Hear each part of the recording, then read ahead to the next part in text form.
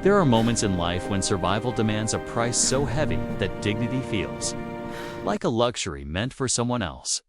No learned that truth early. She was 22 when she realized the world did not see her as a person first, but as a lock, as a color, a class, a burden. Her skin was dark, the kind people commented on before they commented on her name. Her clothes were always clean, but never new. Her dreams were folded neatly and hidden away because dreaming required space. And poverty left none. She lived in a one-room apartment at the edge of the city with her Aunt Salma.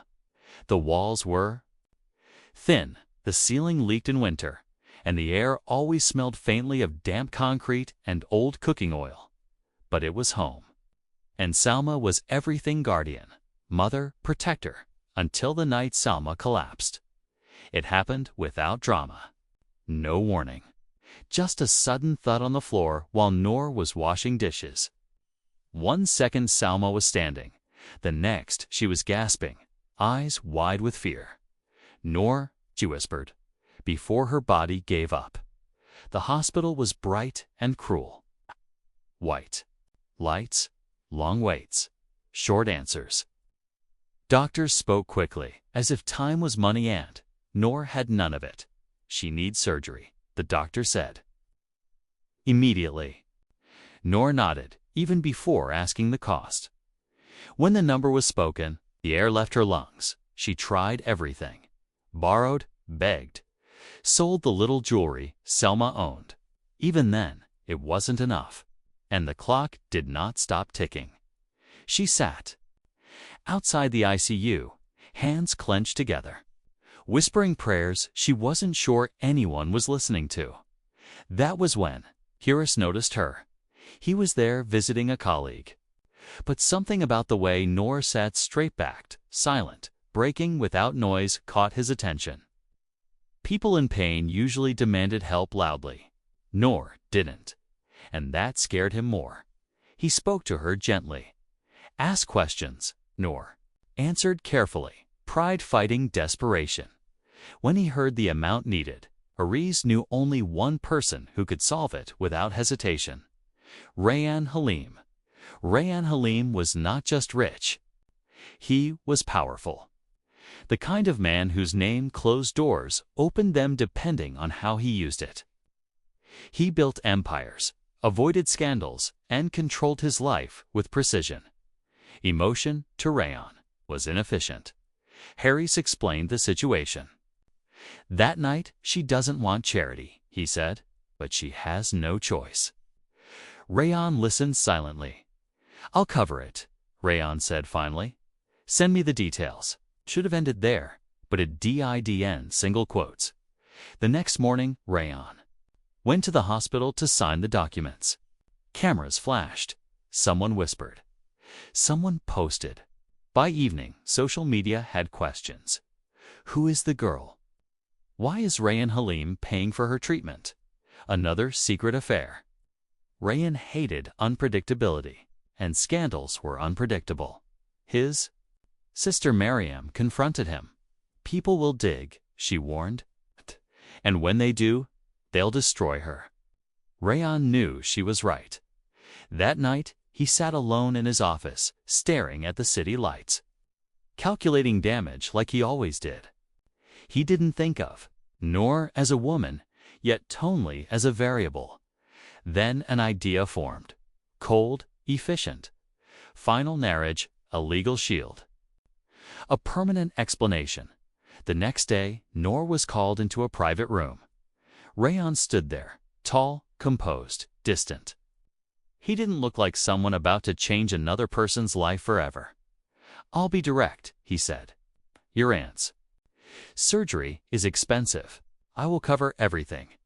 Treatment, recovery, housing." Noor's shoulders sagged with relief until he continued. "But in return, we marry." The words hit her harder than the doctor's bill. She stared at him, disbelief burning behind her eyes. "You don't even know me." "I know enough," Rayyan replied. "This protects you from media harassment, and it protects me from rumors." Noor's hands trembled. "You're talking about marriage like it's paperwork."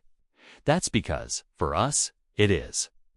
Something broke inside her chest. She thought of her skin, her background, the way people already judged her existence. She understood immediately this was not love. This was convenience. "And if I refuse?" she asked quietly. Rayan didn't hesitate. "Then the money stays. But the attention won't. They'll find you, and they won't be kind."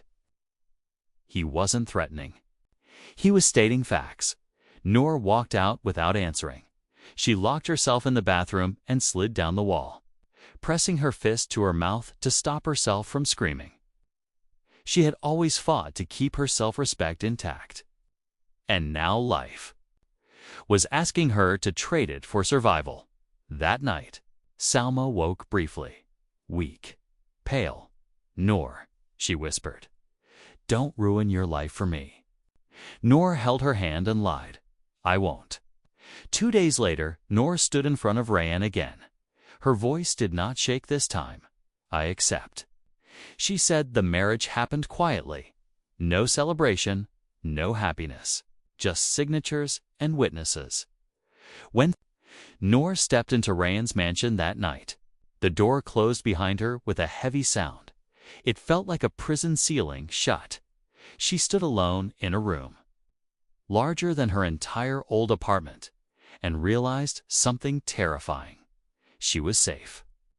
But she was no longer free, and this was only the beginning. Noor had imagined many things marriage might feel like: fear, yes, sadness, probably, loneliness, certainly. But what she had not expected was silence. Rayan Halim's house was not loud with arguments or cruelty. It was worse, was quiet in a way that erased you. The kind of quiet that made Noor feel like a visitor in her own life. The house was enormous. Polished marble floors, high ceilings, windows so clean they looked unreal. Everything smelled expensive wood polish, imported, candles, filtered air. Noor walked carefully, afraid her footsteps might stain the perfection. A woman introduced herself as the house manager. She spoke politely, but her eyes lingered too long, assessing. Noor knew that look. "What is someone like you doing here?" Rayan showed Noor her room. "This is where you'll stay," he said. It wasn't the master bedroom. It was a guest room, beautiful, fully furnished, and painfully impersonal. Like a hotel prepared for someone who wouldn't stay long. Noor nodded. She didn't ask why. Rules were unspoken but clear. No questions, no expectations, no closeness. Rayan was not cruel. He didn't shout. He didn't insult her. But his distance felt deliberate, like a wall built brick by brick. That night, Noor lay awake on a bed softer than anything she had ever owned. And yet, she had never felt more uncomfortable. The silence pressed into her ears. No sounds of neighbors. No traffic. No life, no life. In her old home, poverty had been loud, but at least it reminded her she existed. Here, she felt invisible. The next morning, Noor woke early out of habit. She dressed simply, avoiding the expensive clothes laid out for her. Wearing them felt like pretending to be someone else.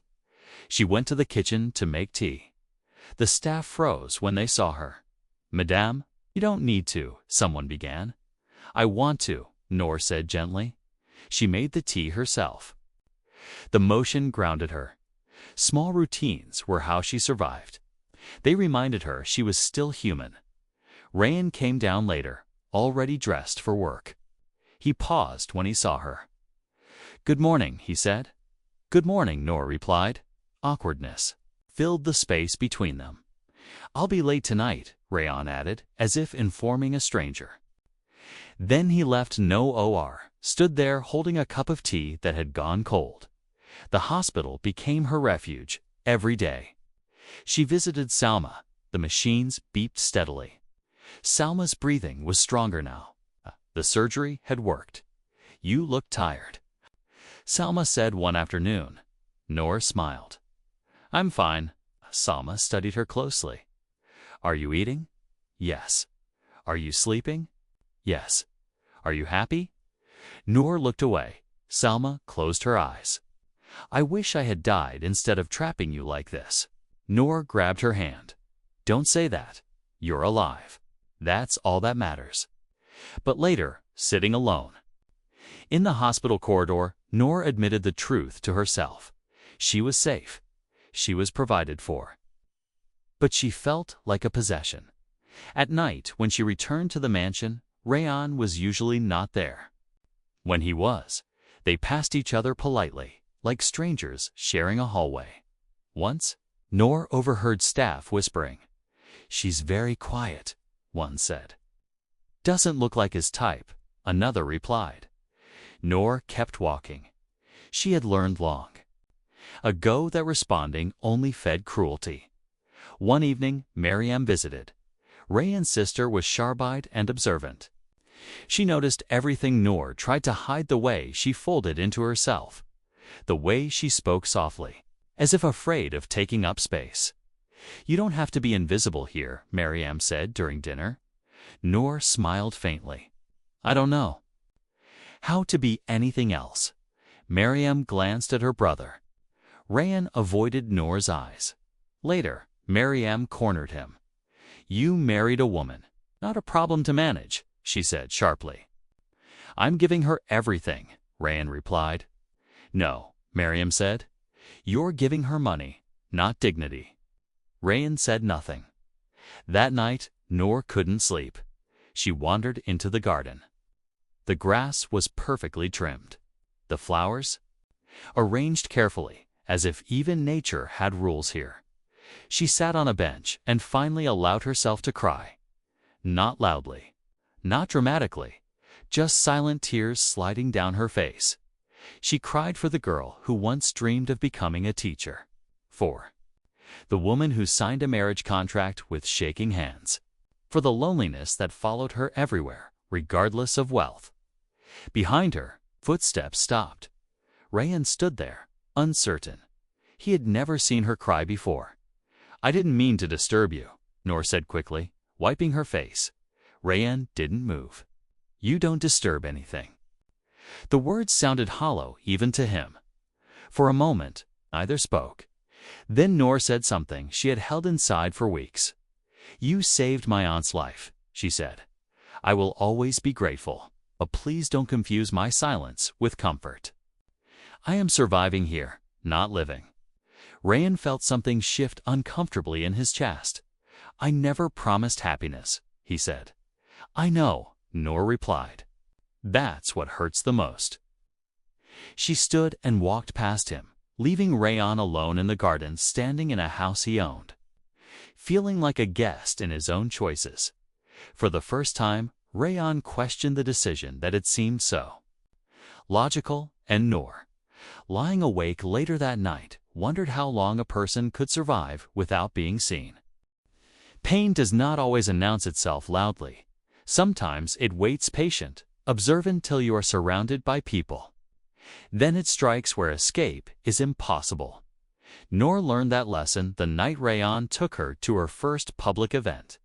It was a charity dinner, elegant, exclusive, the kind of place where people smiled with their mouths but measured with their eyes. Crystal lights hung from the ceiling like frozen stars. Soft music played, carefully chosen to sound expensive. Noor stood in front of the mirror before leaving. Staring at her reflection, the dress Rayan's staff had chosen fit perfectly. Too perfectly.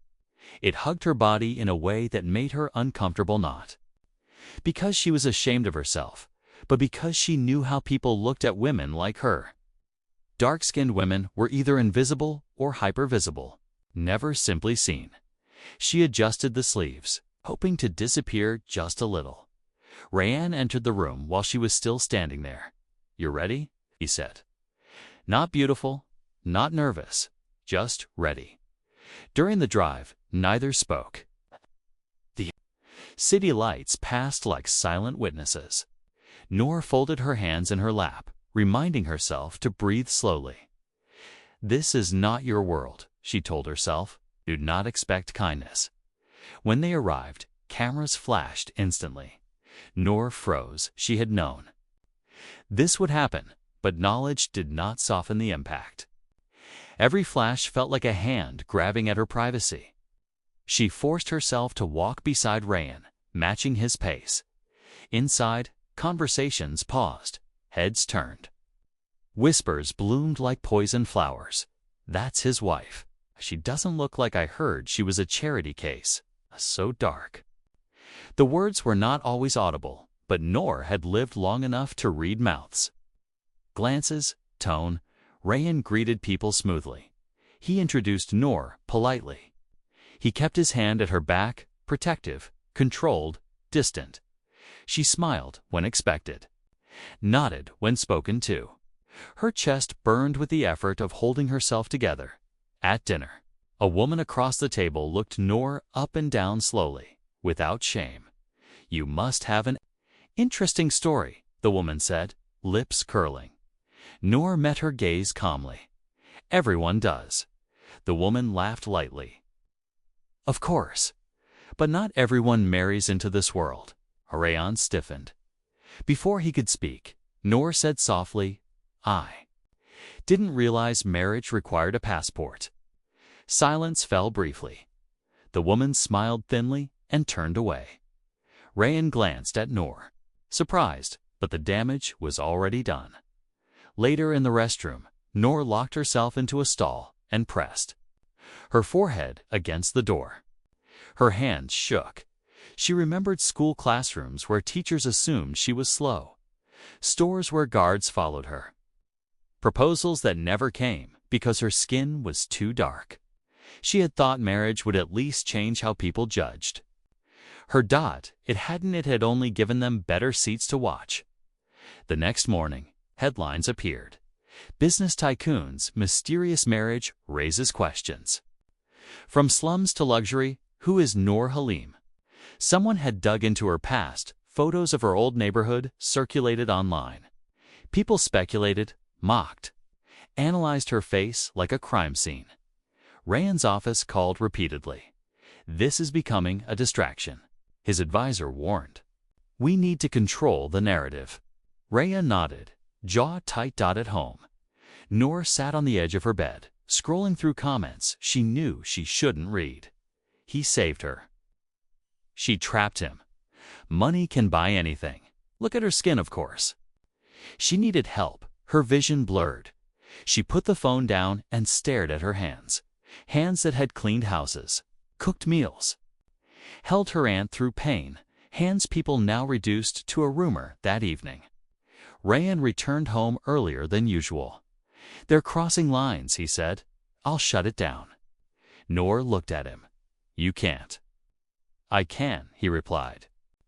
Firmly, no, she said quietly. You can protect your image.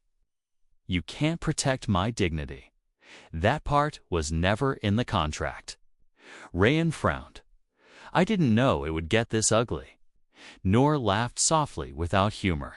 Oh, it was always ugly. You just weren't the one being peeled open. Rayan felt the sting of truth. You think I wanted this? Noor continued. You think I enjoy being displayed like proof of your generosity? That's not fair, Rayan snapped. No, Noor replied calmly. What's not fair is asking someone to survive gratitude and humiliation at the same time. She stood up, steady despite the pain shaking inside her. I am not your project. I am not your redemption. And I am not the price you paid to stay clean. Rayan said nothing, because for the first time he had no defense. That night, Noor didn't cry. She sat by the window and watched the city breathe below her millions of lives moving forward, unaware of her quiet collapse. She realized something frightening. The world would never stop testing her worth, and marriage had not protected her from pain. It had only changed its shape. There is a limit to how much pain a person can swallow before it begins to poison them. Noor reached that limit on a Tuesday. Afternoon, it started with an invitation. Rayan's company was hosting a press-covered fundraiser attendance strongly encouraged for spouses. Noor read the message twice, feeling the familiar tightening in her chest. Public spaces had become battlefields. Still, refusal would only create more rumors. Rayyan noticed her hesitation. "You don't have to come," he said, adjusting his cufflinks. "They'll talk either way," Noor replied. "At least this way, I'll hear it directly." The event was held at a luxury hotel. Cameras lined the entrance.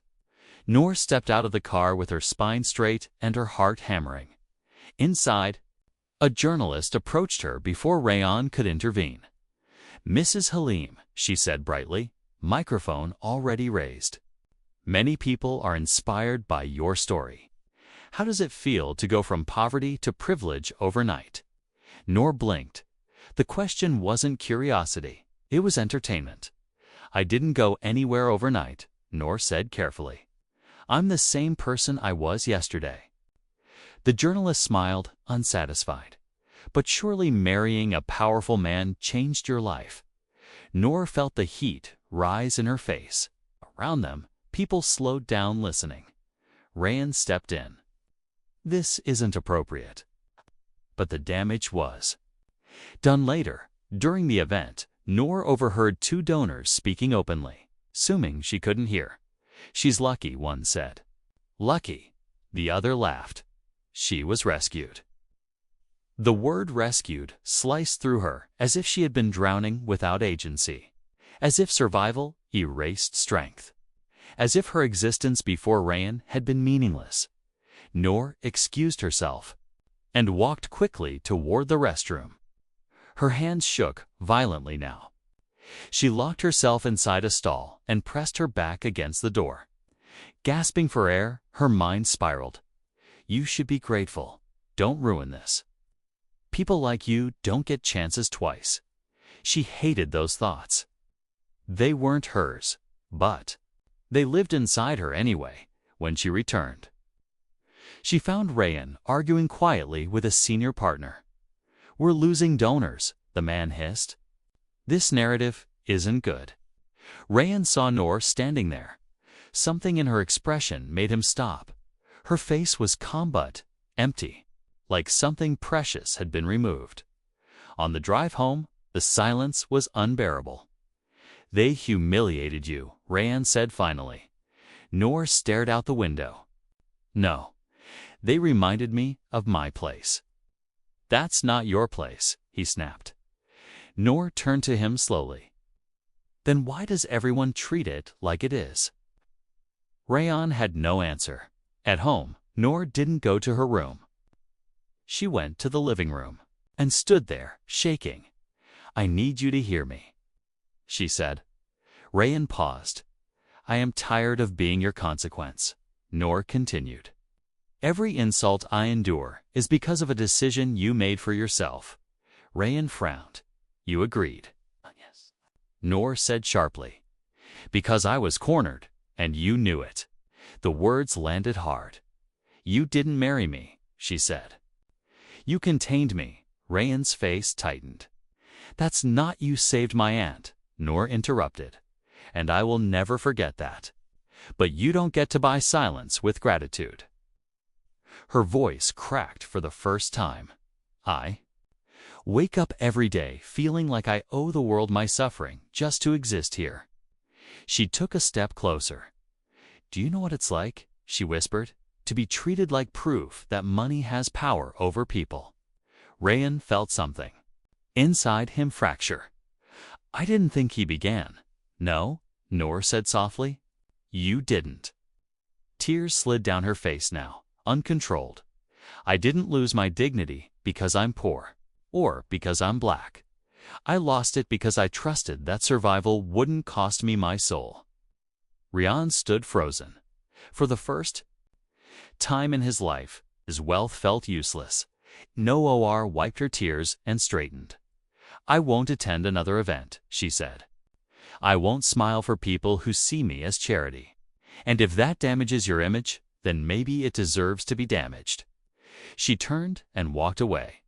Rayan remained there long after she left, surrounded by luxury that suddenly felt suffocating. That night, he didn't sleep. He replayed every moment the deal. The distance, the way he had kept her at arm's length to avoid guilt. And for the first time, he asked himself a question that terrified him.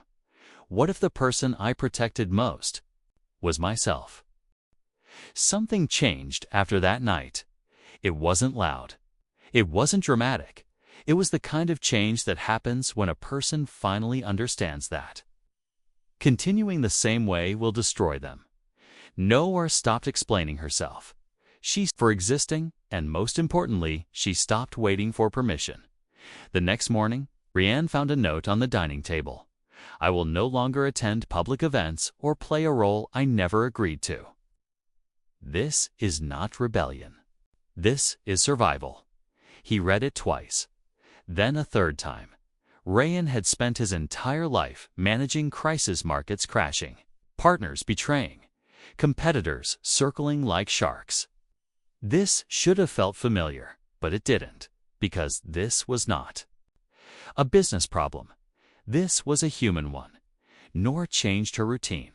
She no longer stayed confined to the house. She began leaving early, returning late not to escape, but to reclaim herself. She enrolled in an adult education program under her maiden name. She sat in classrooms again, surrounded by strangers who didn't know her as a headline or a rumor. Here, she was just Noor, a woman with opinions, with questions, with a voice. For the first time in months, she felt her mind stretch instead of shrink. At home, she stopped pretending comfort. She ate when she wanted, spoke when she needed, stayed silent when she chose not because fear demanded it. The staff noticed. She walks differently now, one whispered. Like she's not asking permission anymore, said another. Rayan noticed too. He noticed how she met his eyes, now calm, unafraid. How she no longer softened her words for his comfort. How the silence between them had changed from fragile to firm. One evening, Rayan tried to speak. I canceled the next fundraiser, he said. Your name won't be involved again. Noor looked at him. Thank you, she replied. But don't confuse this with forgiveness. Rayan didn't flinch. I don't expect forgiveness, he said quietly. I expect accountability. Noor raised an eyebrow. That was new. Rayan began confronting things he had avoided for years. His sister Miriam didn't let him escape. You didn't just misjudge a situation. She said one night, you misused power. Rayan nodded slowly. I thought providing meant protecting. Miriam shook her head. You protected your image. She paid the rest. That night, Rayan sat alone in his study, staring at the marriage contract locked in his drawer. For the first time, he saw it for what it was, a legal document that disguised coercion as choice. Noor, meanwhile, was changing in quieter ways. One afternoon, she visited her Aunt Salma alone. Salma watched her carefully. You're standing taller, she said. Noor smiled faintly. I had to. I was disappearing. Salma's eyes filled with tears. Did he hurt you? Noor paused. Then answered honestly. He didn't protect me. Salma reached for her hand. Then protect yourself. Noor nodded. That night, Noor did something she never imagined she would. She knocked on Rayan's study door. I want to talk, she said. Rayyan stood immediately. Noor didn't sit. I need you to understand something. She said, I am not staying here because I owe you, and I am not leaving because I'm afraid. Rayan listened, fully present now. I stayed because part of me hoped I could exist here without shrinking, she continued. But that will only happen if this marriage stops being a transaction. Rayan swallowed. And if it can't, then we end it, Noor said calmly, with dignity, not drama. Rayan nodded. That's fair. The word fair hung between them, fragile, unfamiliar. For the first time, Noor felt something loosen inside her chest. Not love. Not hope, but control. Later that night, Rayan realized something unsettling. He wasn't afraid of losing a coup. He was afraid of losing the version of himself that was finally being forced to change. And Noor, lying awake in her room, realized something. Just as frightening, she no longer needed Rayan to survive. And that meant if she stayed, it would finally be her choice. Freedom did not arrive with celebration. It came on an ordinary evening. Dressed in calm words and steady hands, carrying a weight that pressed harder than chains ever had, Rayan asked Noor to sit with him in the living room, not the formal sitting area used for guests, but the smaller one near the window, where the city lights looked softer and less judgmental. Noor noticed that detail immediately. He was no longer performing. That scared her more than his distance ever had. "I spoke to my lawyer today," Rayan said. Noor felt her chest tighten. She did not interrupt. "I've prepared divorce papers." He continued. "They're clean, private, no media, no conditions." He placed a folder on the table between them. Noor stared at it. The room felt suddenly smaller. "I transferred property into your name," Rayan said, "and set up financial security, not as compensation, as responsibility for what I took from you." Noor's throat burned. This was what she had asked for. So why did it feel like losing balance at the edge of something tall? "You're free to leave," Rayan said softly. "Tonight, tomorrow, whenever you want." Noor finally looked at him. His face was calm but tired, not defeated, not pleading. Just honest. Something inside her shifted painfully. "Why now?" she asked. Rayan exhaled slowly. "Because if you stay without choice, I become the kind of man I don't want to be anymore." Noor looked down at her hands. For months, she had dreamed of this moment, walking away untouched, proving she could survive without anyone's permission. Now that it was here, her heart felt unbearably heavy. "Do you want me to leave?" she asked. Rayan didn't answer immediately. Then, truthfully, "I want you to choose, even if the choice isn't me." The words cracked something open inside her. That night, Noor packed a small bag, not because she had decided to go, because she needed to remember she could. She folded her clothes carefully, each movement steadying her breathing. She touched the walls of the room she had lived in like a shadow. She remembered how broken she had been when she arrived here. She wasn't that woman anymore. She stepped outside into the garden. The air was cool. The city hummed beyond the walls live. Indifferent. Rayyan found her there. "I won't stop you," he said quietly. Noor nodded. "I know." She hesitated. "Do you regret marrying me?" she asked. Rayan's answer came without calculation. "I regret the reasons, not you." Noor closed her eyes. For the first time, she allowed herself to feel the full weight of everything: humiliation, survival, resilience, anger, growth. She realized something terrifying and beautiful. She was no longer afraid of leaving. And she was no longer afraid of staying. "I was treated like a favor," she said softly, "like something borrowed. If I stay, that can never happen again." Rayan met her gaze. "It won't, even if you leave tomorrow." They stood there in silence, not as captor and captive, not as benefactor and burden, but as two people standing in the ruins of a decision that had changed them. Both Noor picked up the folder. She didn't open it. Not yet. Later that night, Noor lay awake, staring at the ceiling. She thought of her aunt's words. "Protect yourself." She thought of the girl she had been: quiet, apologetic, invisible. She thought of the woman she was becoming: aware, unafraid, unfinished. Freedom was no longer about escape. It was about ownership of her story, of her pain, of her future. And Rayan, alone in his study, realized something just as heavy. For the first time in his life, love of this was love meant risking loss without control. And he was willing to do it. Morning came quietly. No announcements, no dramatic music, just light slipping through the curtains like it had every other day. Noor sat at the edge of the bed, the divorce folder resting unopened beside her. She had barely slept, not because she was afraid, but because she was thinking clearly for the first time in her life. She dressed simply. No jewelry. No makeup meant to soften or impress. She looked at herself in the mirror and didn't look away. "I'm still here," she whispered, downstairs. Rayan was already awake. He hadn't slept either. He stood by the window, watching the city move forward without him. When he heard footsteps, he turned. Noor walked in, carrying the folder. Rayan straightened, not defensively, but respectfully. He didn't speak.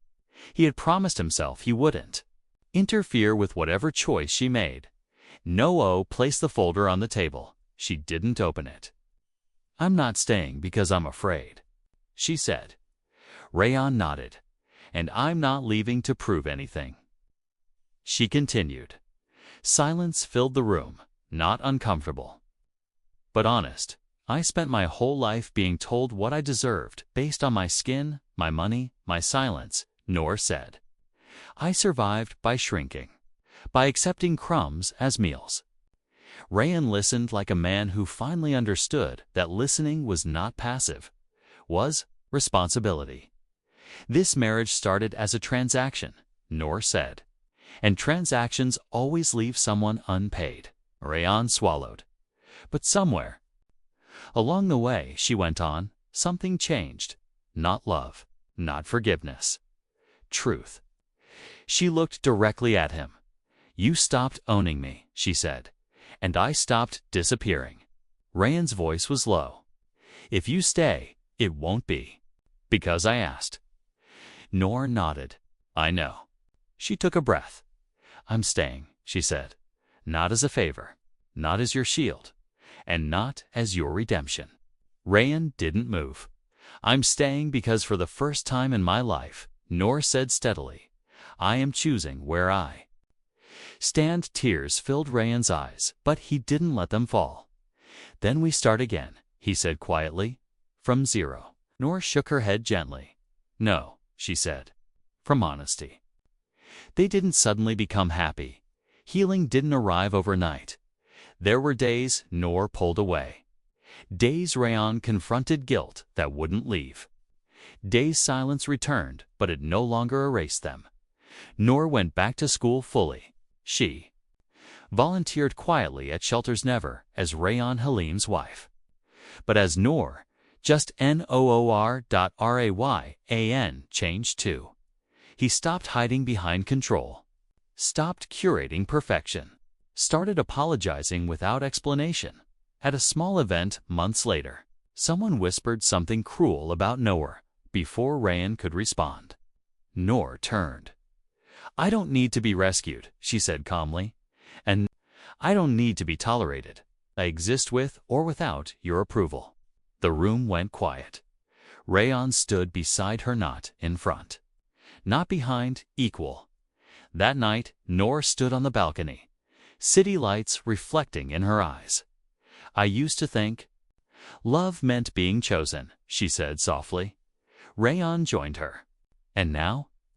"Now I think love means not being erased," she replied. Rayan nodded.